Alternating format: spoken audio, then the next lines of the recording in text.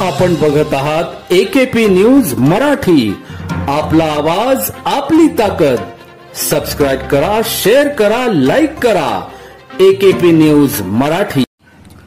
Nashik police आयुक्तालयातील हद्दीतील वाहन चोरीच्या गुन्ह्यांना प्रतिबंध करण्यासाठी मोटरसायकल शोध पथकाची स्थापना करून कारवाई करण्याचे आदेश नाशिक पोलीस आयुक्त संदीप कर्णिक यांनी दिले होते।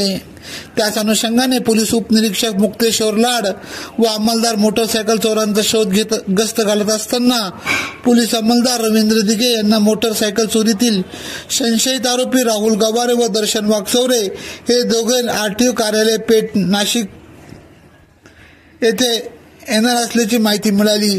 त्याच अनुषंगाने 4 सप्टेंबर रोजी दुपारी 12:30 वाजेच्या सुमारास RTO कार्यालय येथे सापळा रचत संशयित आरोपी हर्षल उर्फ राहुल मनोहर गवारे वय 21 तसेच दर्शन राजेंद्र वागचौरे वय 25 दोघे राहणार नाशिक यांना ताब्यात घेऊन विचारपूस केली असता त्यांनी 1 महिन्यापूर्वी एक ॲक्टिवा मोपेड व काही दिवसापूर्वी 3 मोटरसायकली वेगवेगळ्या ठिकाणाहून चोरी केल्याची कबुली दिली।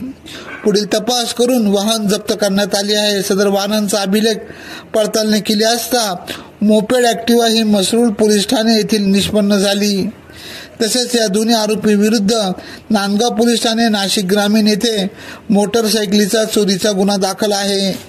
AKP न्यूज साठी ब्युरो चीफ अनवर खान पठाण, नाशिक।